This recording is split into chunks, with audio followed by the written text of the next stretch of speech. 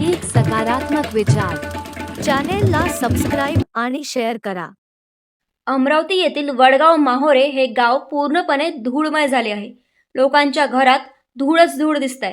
या परिसरात रहिवासी वस्ती आणि औद्योगिक क्षेत्र म्हणजे इंडस्ट्रियल एरिया लागूनच आहे। परिसरातील घर आणि फॅक्टरीचे कंपाऊंड लागून आहे।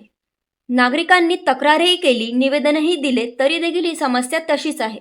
वडगाव माहोरे आणि भवानी परिसरातील नागरिक रोजच्या जीवनात या समस्याचे त्रास सहन करत आहे। प्रशासनाच्या कामाला आणि स्टोन क्रॅशर कंपनी आणि आरएमसी प्लांटला कंटाळून वडगाव माहोरे या गावातील जवळपास सगळ्या नागरिकांनी वडगाव माहोरे या रस्त्यावर चक्काजाम आंदोलन केले। ते मार्ग इतक्या वेळ बंद होते तेव्हा कुठे प्रशासन त्यांच्या भेटीला आले आणि आश्वासित करून आंदोलन सोडवले। यावेळी आंदोलनात अजय चव्हाण, ऋषिकेश चिटुकले आणि त्याला लागून पीडीएमसी प्रभाग आहे त्याची नगरसेविका सुरेखा लुंगारे हेही उपस्थित होत्या।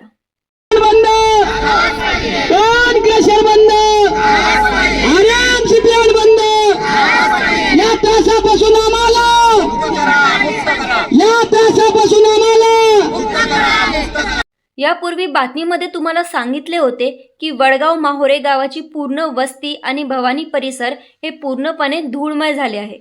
लोकांना तिथे डोळ्यांचा, त्वचेचा त्रास, श्वास घेण्यात त्रास होत आहे। त्या आरएमसी प्लांट आणि स्टोन क्रॅशर प्लांटच्या मुख्य रस्त्यावरून रोज विद्यार्थी जाणं येणं करतात। त्याच रस्त्यावरून त्या गावातील महिला बिझीलँड आणि सिटीलँड येथे कामासाठी जातात। शेतकरी रोज तिथून जाणं येणं करतात आणि तो रस्ता दिवस रात्र धूळमय असतो। समोरचं काहीच दिसत नाही।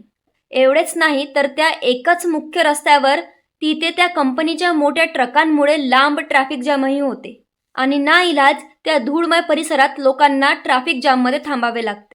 या क्रेशर कंपनी आणि आरएमसी प्लांटने पूर्णपणे प्रदूषण नियंत्रण विभागाच्या नियमाचे उल्लंघन केले आहे, नियम तोडले आहेत आणि नियम अमान्य करून त्या कंपन्या सुरूच होत्या। कारण यामध्ये प्रशासनाचे दुर्लक्ष होते। त्यामुळे अशा हानिकारक वातावरणामुळे तेथील नागरिकांना दिवस रात्र राहावं लागत आहे। यालाच कंटाळून नागरिकांनी अगोदरच आंदोलनाचा इशारा दिला होता। यातून जर काही तोडगा निघाला नाही तर येत्या दिवसामध्ये आम्ही आंदोलन छेडू, संपूर्ण गाव आणि भवानी परिसर आम्ही रस्त्यावर उतरू। त्याच पार्श्वभूमीवर 25 मार्च रोजी चक्काजाम आंदोलन करण्यात आले।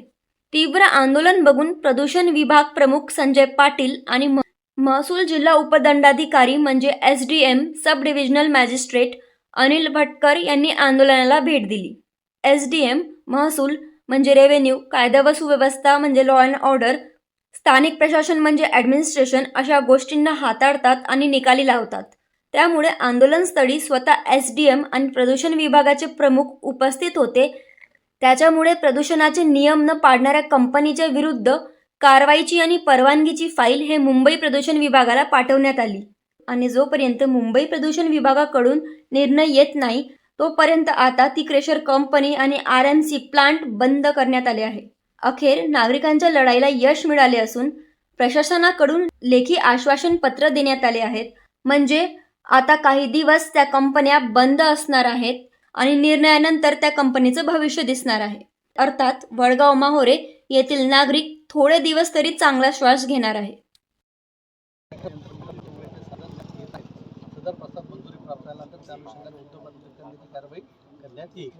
बरोबर तरी आपण विनंती करण्याची देखील थांबून मागे हे पत्र आपल्याला देत आहेत।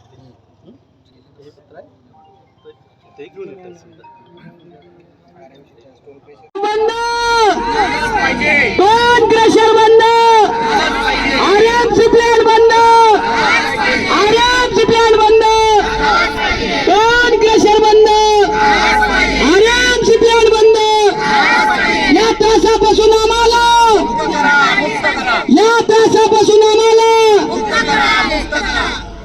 गंभीर अशी परिस्थिती या ठिकाणी निर्माण झाली आहे। गेल्या अनेक वर्षापासून गेल्या अनेक वर्षापासूनचा माझ्या प्रभागामध्ये हा जो भवानी परिसर एरिया येतो आणि समोर जे वडगाव येतं हे लोक खूप वर्षापासून या स्टोन क्रशरच्या संदर्भात आणि आरसीएम जो प्लांट आहे याच्या संदर्भात संघर्ष करत आहे। हा आरसीएम प्लांट आणि जो स्टोन क्रशर आहे याच्यामुळे जी धूळ निर्माण होत आहे यामुळे लोकांच्या आरोग्याशी खेळल्या जात आहे। अनेक फुफ्फुसाचे रोग, डोळ्याचे रोग या ठिकाणी झालेले आहेत आणि मला तर माहीत आहे की 2017मध्ये मी जेव्हा नगरसेविका झाली तेव्हा या धुळीमुळे 2 लोकांना प्राण गमवावे लागले. अतिशय कठीण अशी या भागामधून अनेक मुलं मुली विद्यार्थी कॉलेजचे असो शाळेचे असो इथून ये जा करतात. त्याचप्रमाणे अनेक महिला डिझीलँड सिटीलँड या ठिकाणी सर्व्हिसला सुद्धा जातात आणि या सगळ्या धुळीला त्यांना सामोरं जावं लागतं. खरं पाहिलं तर हे रेसिडेन्शियल एरिया आहे. हा स्टोन क्रशर आणि RCM प्लांट गावाच्या बाहेर पाहिजे.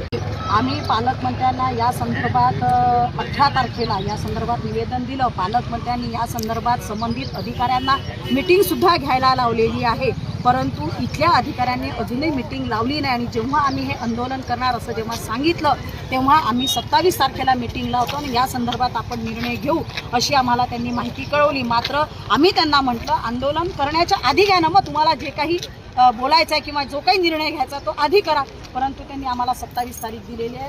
पालकमंत्री आमच्या सोबत आहे. मी या प्रभागाची नगरसेविका म्हणून या सगळ्या नागरिकांच्या सोबत आहे, कारण नागरिकांचा हा प्रश्न आहे. नागरिकांच्या सोबत राहणं हे माझं आद्य कर्तव्य आहे आणि यांना न्याय मिळाला पाहिजे यासाठी मी जर तोडगा निघाल्याचं काय भूमिका असते? नाही, या ठिकाणून जोपर्यंत ते हलणार नाही तोपर्यंत आमचं हे आंदोलन तसंच सुरू राहील, कारण गेल्या अनेक वर्षापासूनची मागणी आहे दादा. त्याच्यामुळे हे स्टोन क्रशर आणि RCM इथून गेलंच पाहिजे.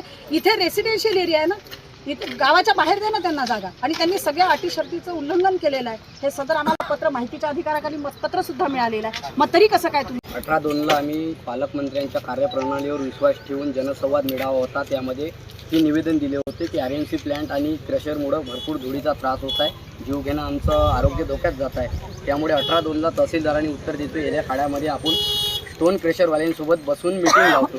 पण तहसीलदारांचं आम्हाला हे वागणं संशयास्पद वाटलं. एखाद्याचा खून करावा आणि पोलिसांकडे तक्रार जावी तर पोलिसांनीच मसावं की खुनीला आणि तुम्हाला आपसी बसून आम्ही मिटून टाकतो, अशातला हा प्रकार होता. पण तोही प्रकार तहसीलदारांनी केला नाही. चॅनेलला सबस्क्राईब आणि शेअर करा.